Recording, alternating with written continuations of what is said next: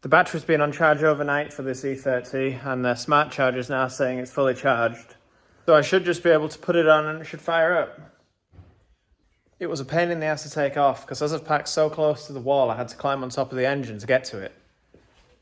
This should now start. The interior is all ripped out. It's had some welding, so obviously I had to remove the carpet for that, so that'll be the next job.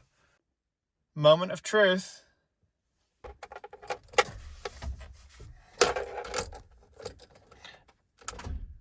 Oh, for fuck's sake. Nothing. Literally not a peep. Okay, so let's try again now. With a proper battery. That sounds better. Perfect. Not bad, eh? Not bad. I'm gonna have to get pretty creative getting out of this parking space. Hope I don't stall it.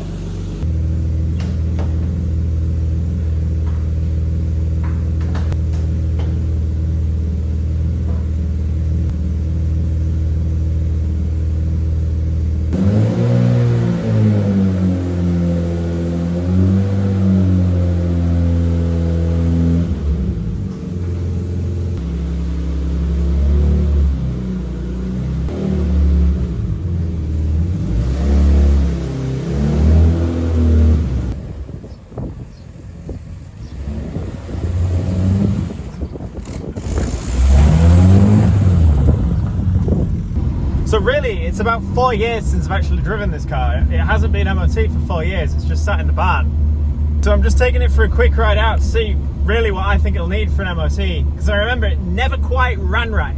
And it would be nice to get it running right. It has no MOT, so I'm just driving around my 10,000 acre private estate right now, so I'm breaking no laws.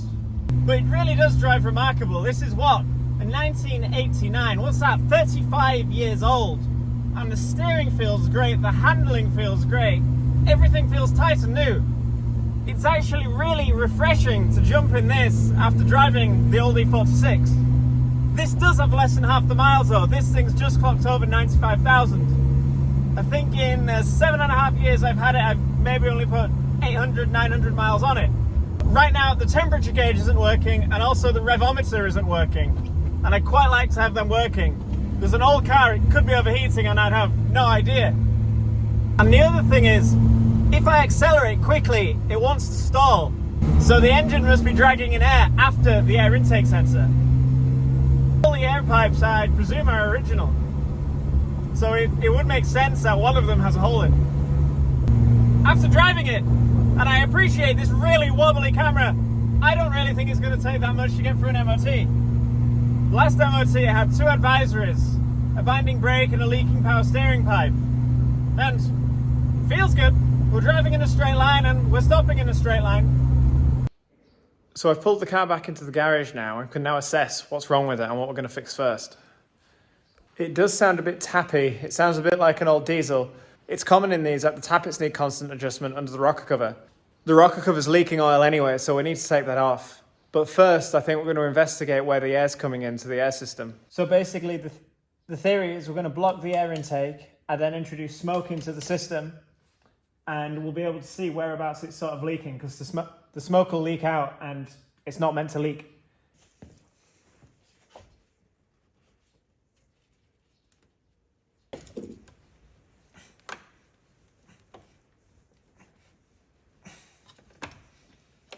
So I'm going to put something in here to block it. This little food bag should work. I'm unsure how airtight this is, but I guess we'll see. I've seen other people on these test the vacuum with cigarettes and vapes. I don't smoke, so I'm going to have to use something a bit more unconventional. This is a 25-year-old still saw, so let's have a go, eh?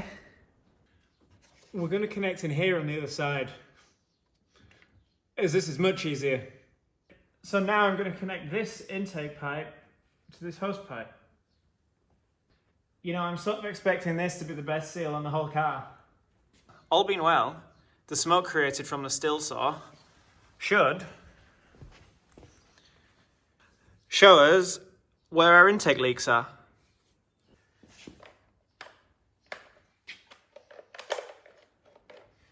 Okay.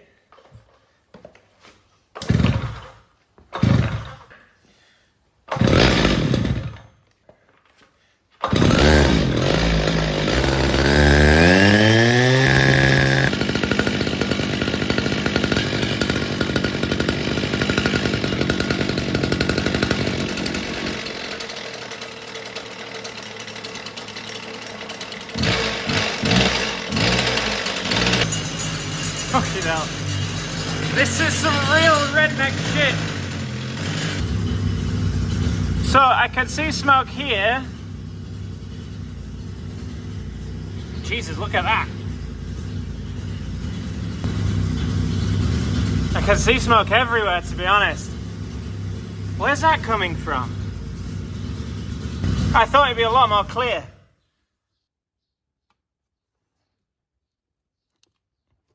Oh, that.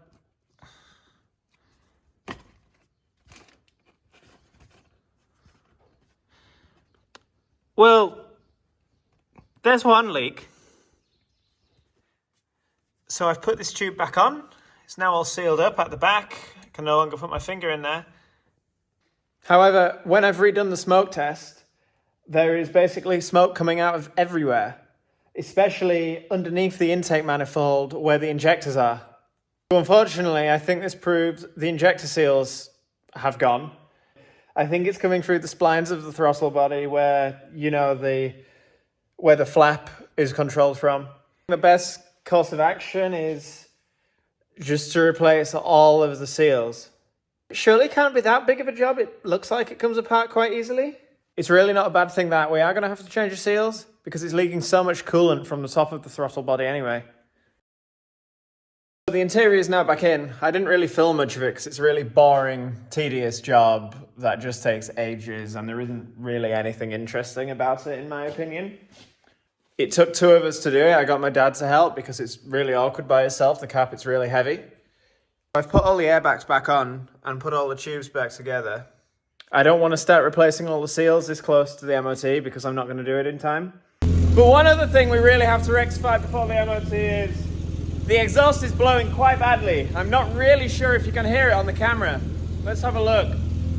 Quite a blowing exhaust. And that is a very obvious hole as well of where it's coming from. So let's get it in the air and I'll drop the exhaust off.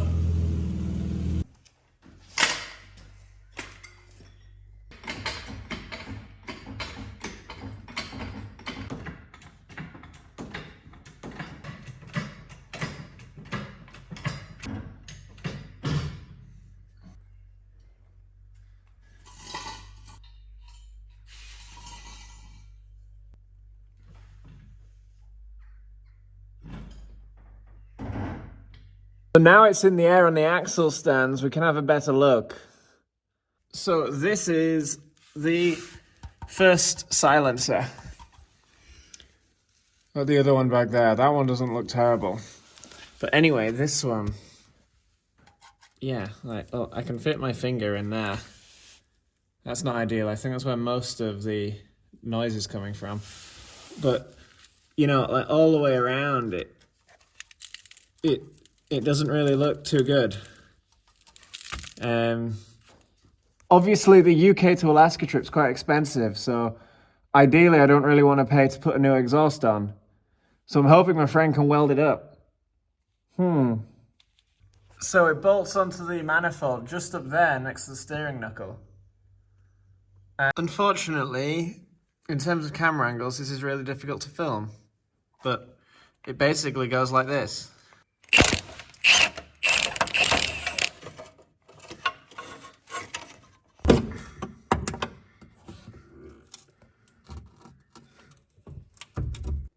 Okay, so the mounts are now off, and now I'm just lowering it down from the car.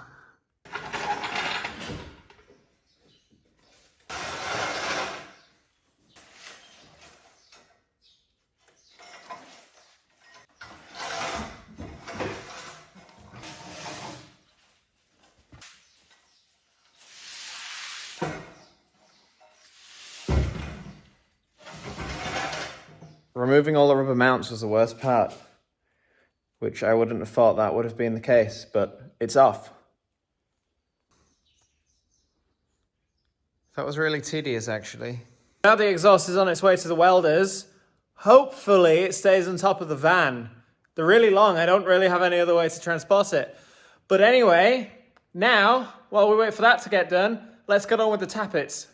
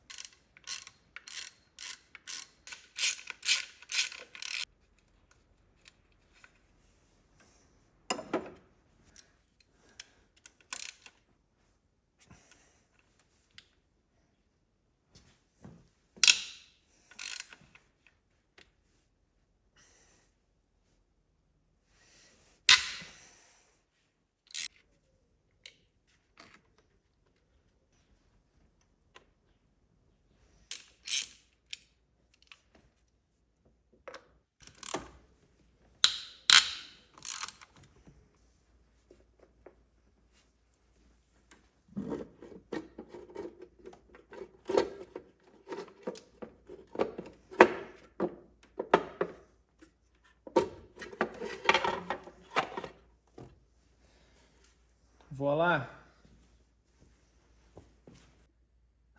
I'm going to adjust the rockers this afternoon when it's back from the MOT. So let's get this old gasket off.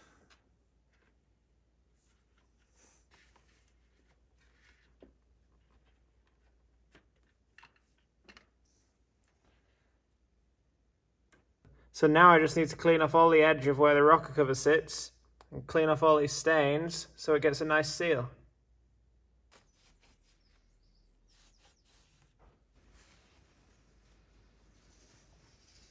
So I've got the new seal here. It's a Febby Bilstein one.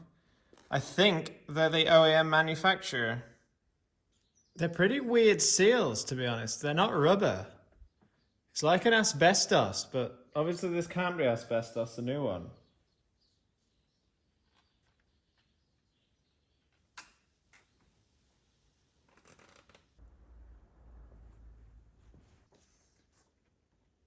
And as for these 6 top bolts, I'm going to tighten these down in opposites in a crisscross.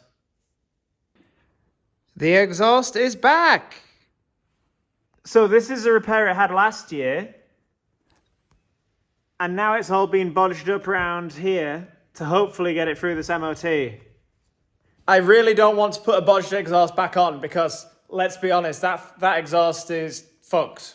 It just needs to pass MOT. I just can't really justify 700 quid on a stainless steel one right now.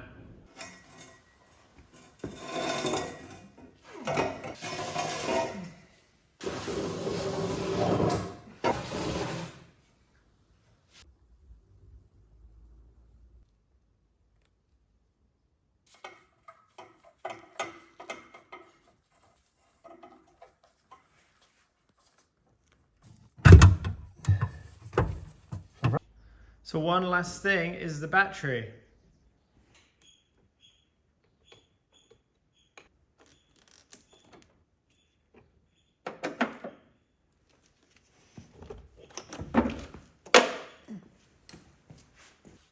So the original battery was the wrong size anyway. It's meant to be a 76 amp hour. As you can see, they're quite a little bit different in size.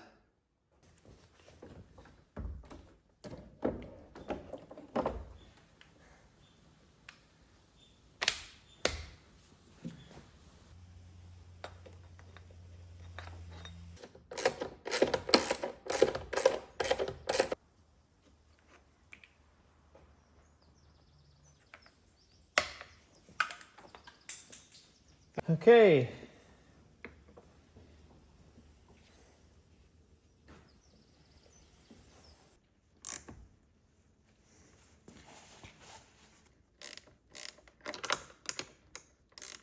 Okay, so now I just need to get it back off its axle stands and to the MOT station.